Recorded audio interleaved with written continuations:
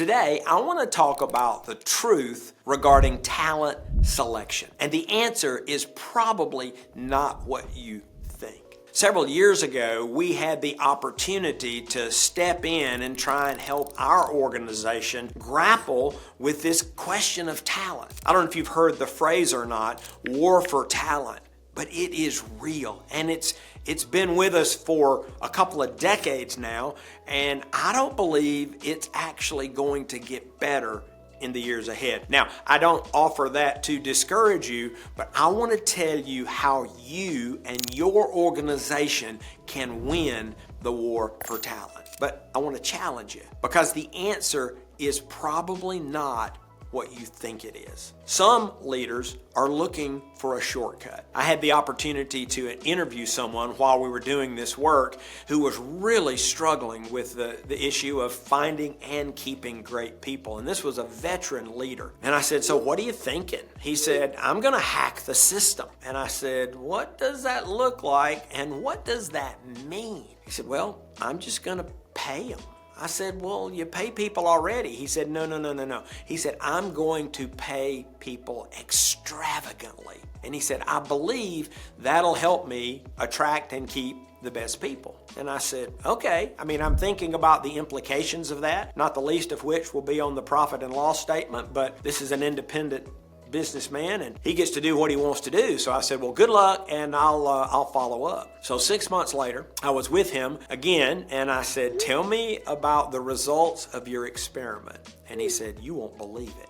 And I said, "Well, tell me." He said, "I attracted the most amazing people." He said, "They were phenomenal." He said, "It was the best team he had personally assembled in close to 30 years. And he thought it might be the best team that had ever been assembled in his industry." And I'm going, "Whoa, that's phenomenal." I said, "Congratulations." He said, "Yeah, not really." I said, "Well, what's the rest of the story?" And he said, "They were amazing." And he said, "They all quit."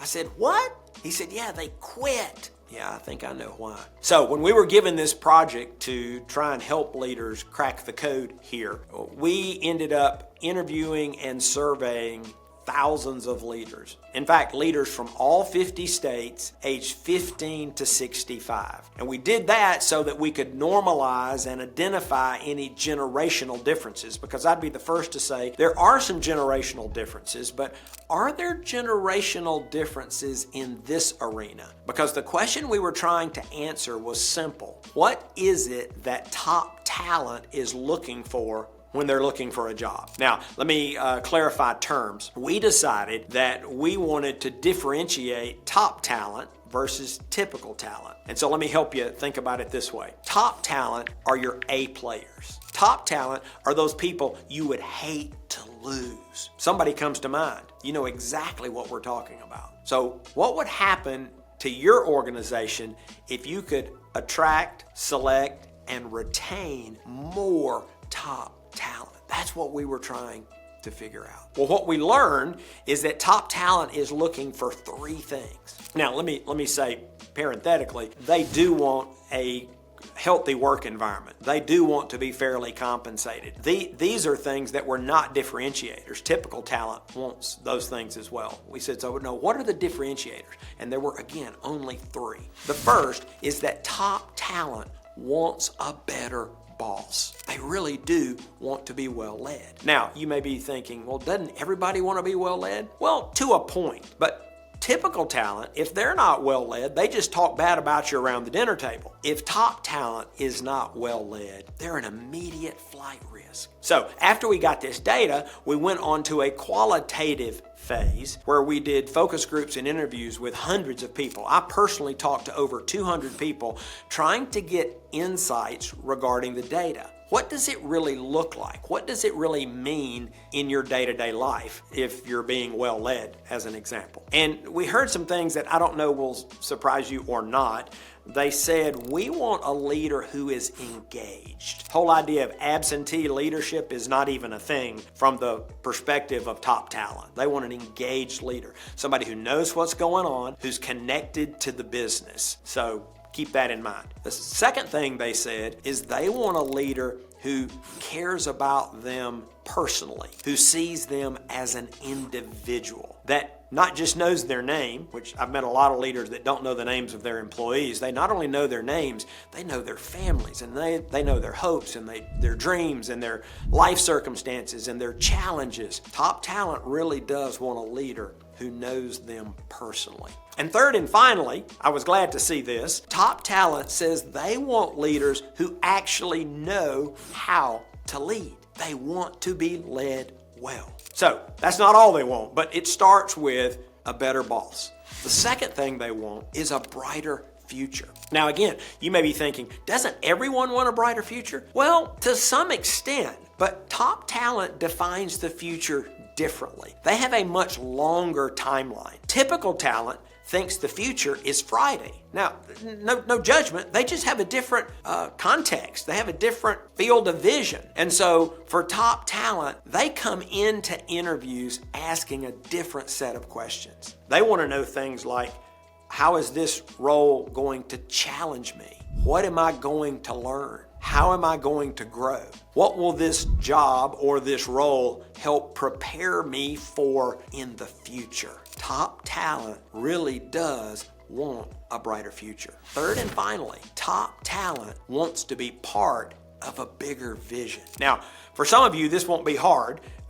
It may require some messaging and some communication because you're already trying to make a difference in the world. The men and women that we talk to, again, all 50 states, age 15 to 65, if they're your A players, they want to be part of something bigger than themselves. Now, let me give you an indirect finding. That's what the research revealed, the quantitative and qualitative. But after we began to formulate these results, we had some leaders push back and say, we're not sure that works. And I said, well, tell me more, tell me more. And they said, well, we do the things you're talking about, and we still can't get top talent. And so we began to explore how could all of the money we spent and all the time we spent, could we have in fact reached invalid conclusions? And what we learned, I call this an indirect finding from the research, is that you have to proactively tell this story. You have to tell people that they're going to have a better boss, a brighter future, and be part of a bigger vision. We found leaders who had incorporated this into their orientation. Well, that's okay, but those people are already on your payroll. So how do you tell it proactively? We found other leaders who just weren't telling this story. We had some leaders who, as they attempted to proactively tell their story, they were talking about a historical story or a legacy story or a founding story. Those things are all good and appropriate and have their place. It's probably in orientation, not in recruiting. And so, yes, you need to provide a better boss, a brighter future, a bigger vision. That is, in essence, the value proposition that top talent wants. But you've got to proactively tell the story.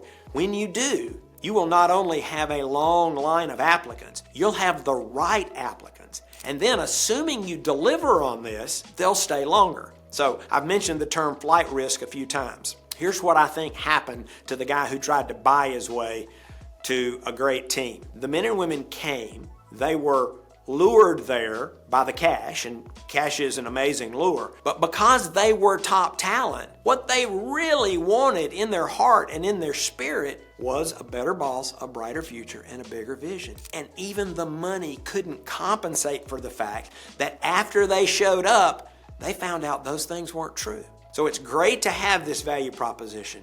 You've got to deliver on it. And when you do, you can win the war for talent. Now, we wrote a book on this called Talent Magnet. If you'd like to learn more, you can click on the link below.